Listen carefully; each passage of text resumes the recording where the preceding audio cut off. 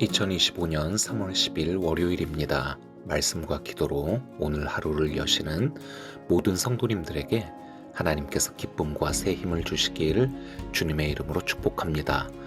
오늘의 본문인 누가복음 10장 1절에서 24절까지의 말씀 함께 읽고 우리와 나누시길 바라시는 하나님의 마음을 생각해 보겠습니다.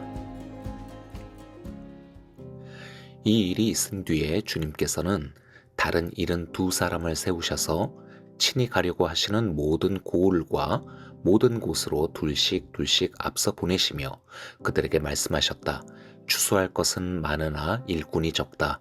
그러므로 추수하는 주인에게 추수할 일꾼을 보내달라고 청하여라. 가거라, 내가 너희를 보내는 것이 양을 이리 가운데로 보내는 것과 같다. 전대도 자루도 신도 가지고 가지 말고 길에서 아무에게도 인사하지 말아라. 어느 집에 들어가든지 먼저 이 집에 평화가 있기를 빕니다 하고 말하여라. 거기에 평화를 바라는 사람이 있으면 너희가 비는 평화가 그 사람에게 내릴 것이요 그렇지 않으면 그 평화가 너희에게 되돌아올 것이다. 너희는 한 집에 머물러 있으면서 거기서 주는 것을 먹고 마셔라. 일꾼이 자기 삭슬 받는 것은 마땅하다. 이 집 저 집 옮겨 다니지 말아라. 어느 고을에 들어가든지 사람들이 너희를 영접하거든 너희에게 차려주는 음식을 먹어라. 그리고 거기에 있는 병자들을 고쳐주며 하나님 나라가 너희에게 가까이 왔다 하고 그들에게 말하여라. 그러나 어느 고을에 들어가든지 사람들이 너희를 영접하지 않거든 그 고을 거리로 나가서 말하기를 우리 발에 묻은 너희 고을의 먼지를 너희에게 떨어버린다. 그러나 하나님 나라가 가까이 왔다는 것을 알아라 하여라. 내가 너희에게 말한다. 그 날에는 소돔이 그 고을보다 더 견디기 쉬울 것이다. 고라시나 너에게 화가 있다. 벳세다야 너에게 화가 있다. 내가 너희에게 행한 기적들을 두로와 시돈에서 행했더라면 그들은 벌써 베옷을 입고 재를 뒤집어 쓰고 앉아 회개하였을 것이다. 그러나 심판날에는 두로와 시돈이 너희보다 더 견디기 쉬울 것이다. 가버나움아, 내가 하늘까지 치솟을 셈이냐? 지옥에까지 떨어질 것이다. 누구든지 너희의 말을 들으면 내 말을 듣는 것이요 누구든지 너희를 배척하면 나를 배척하는 것이다. 그리고 누구든지 나를 배척하면 나를 보내신 분을 배척하는 것이다. 72사람이 기쁨에 차서 돌아와 보고하였다. 주님, 주님의 이름을 대면 귀신들까지도 우리에게 복종합니다. 예수께서 그들에게 말씀하셨다. 사탄이 하늘에서 번갯불처럼 떨어지는 것을 내가 보았다. 보아라, 내가 너희에게 뱀과 전갈을 밟고 원수의 모든 세력을 누를 권세를 주었으니 아무것도 너희를 해하지 못할 것이다. 그러나 귀신들이 너희에게 굴복한다고 해서 기뻐하지 말고 너희의 이름이 하늘에 기록된 것을 기뻐하여라. 그때 예수께서 성령으로 기쁨에 차서 이렇게 아뢰었다. 하늘과 땅의 주님이신 아버지, 이 일을 지혜 있는 사람들과 똑똑한 사람들에게는 감추시고 철부지 어린 아이들에게는 드러내 주셨으니 감사합니다. 그렇습니다, 아버지. 이것이 아버지의 은혜로우신 뜻입니다. 아버지께서 모든 것을 내게 맡겨주셨습니다. 아버지 밖에는 아들이 누구인지 아는 사람이 없습니다. 또 아들 밖에는 그리고 아버지를 계시하여 주려고 아들이 택한 사람 밖에는 아버지가 누구인지 아는 사람이 없습니다. 예수께서 제자들에게 돌아서서 따로 말씀하셨다. 너희가 보고 있는 것을 보는 눈은 복이 있다. 내가 너희에게 말한다.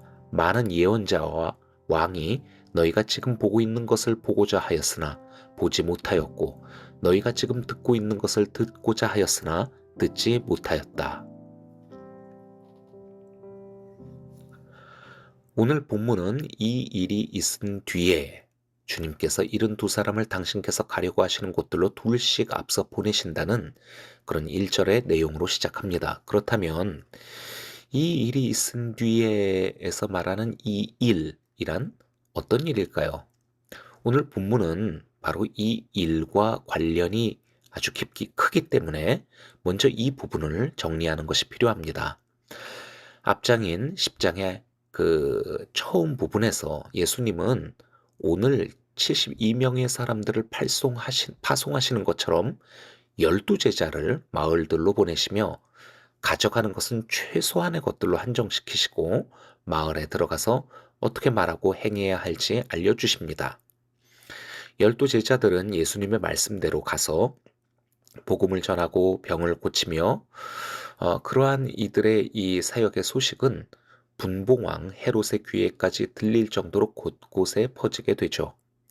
그 이후 오병이어의 기적, 변화산 사건 등이 있은 뒤에 10장 51절 이후를 보게 되면은 예수님께서 예루살렘에서 십자가 대속의 죽음을 당하시고 하늘에 올라가시기 위한 그런 인생의 마지막 여정을 시작하시면서 그 가시는 길에 사마리아 사람들의 그 한 마을에 들르시려고 앞서서 당신의 사람들을 보내시는데 그 마을 사람들이 예수님을 맞아들이지 않는 일이 일어나게 되죠. 그때 야고보와 요한과 같은 제자는 아주 분개하는 그런 장면이 나왔고요.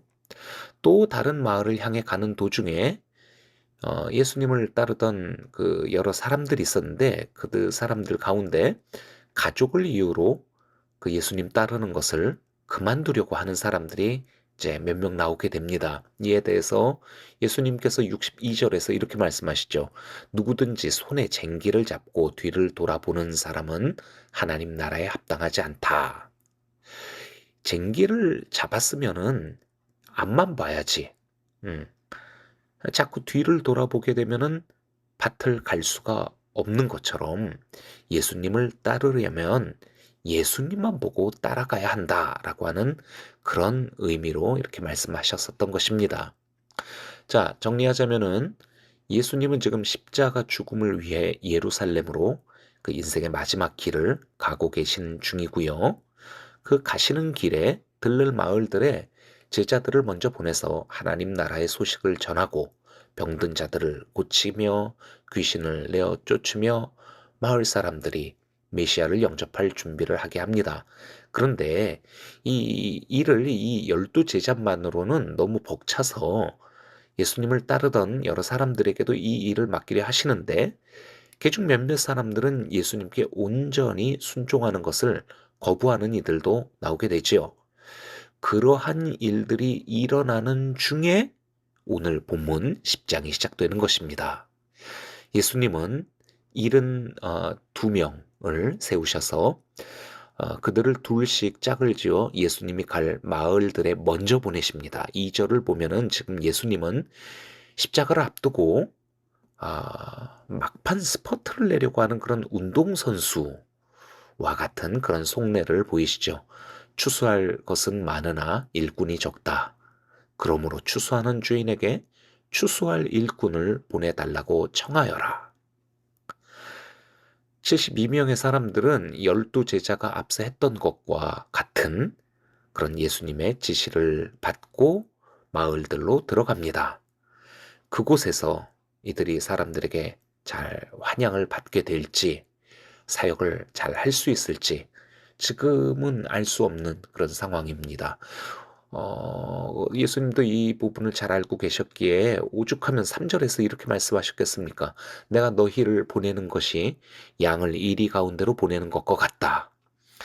예수님은 사람들이 만약에 너희를 배척한다고 한다면은 그거는 너희를 배척하는 것이 아니라 나, 예수를 배척하는 것이고 또 그것은 결국 어, 예수님을 보내신, 당신을 보내신 하나님 아버지를 배척하는 것이라고 하면서 이제 그들을 위로하고 또 이제 힘을 북돋아 주면서 그렇게 파송을 하시지요. 72명의 보냄받은 자들은 모두 예수님께 순종합니다. 마을들로 들어갔고요.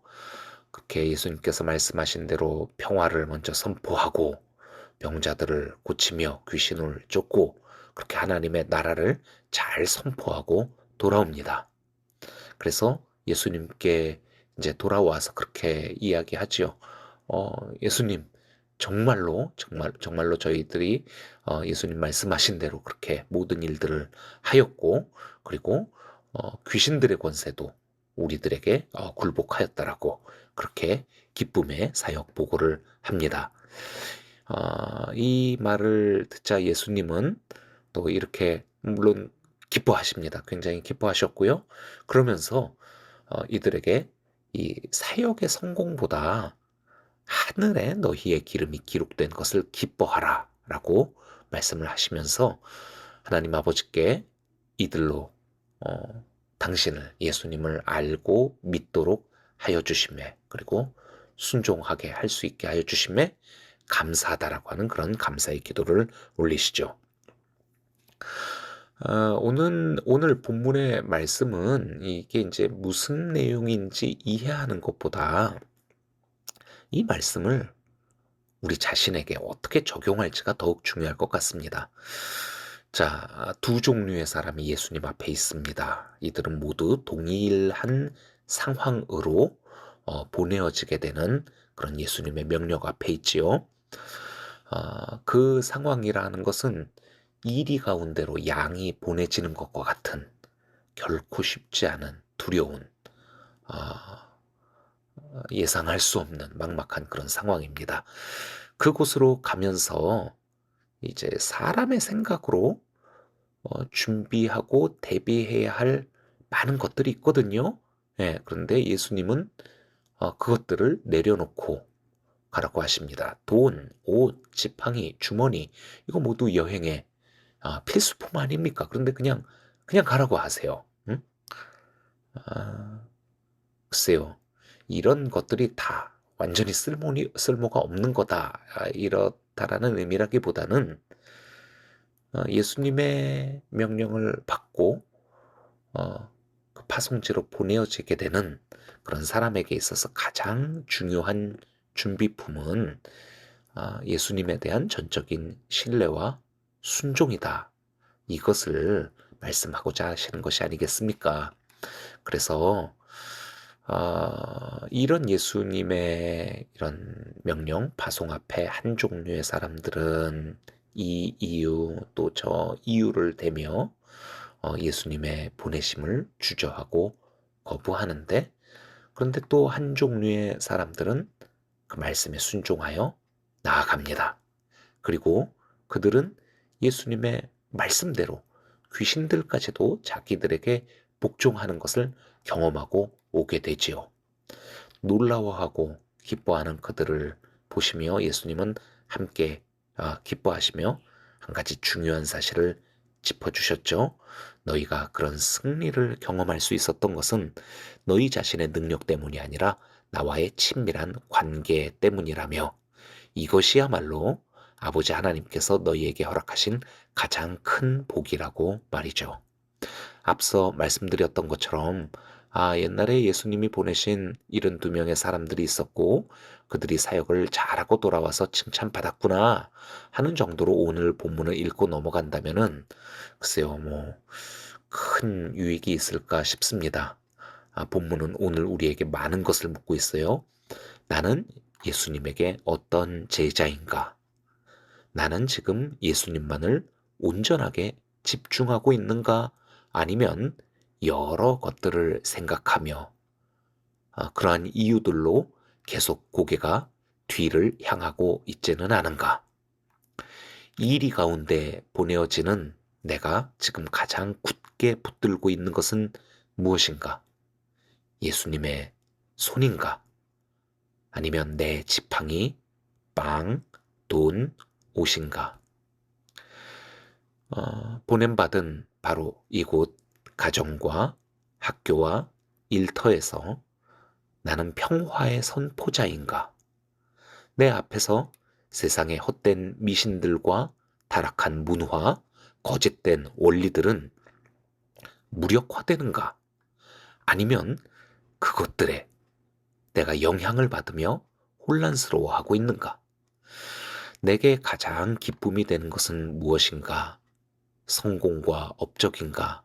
아니면 주님의 나를 알아주심과 그분과의 친밀한 관계인가?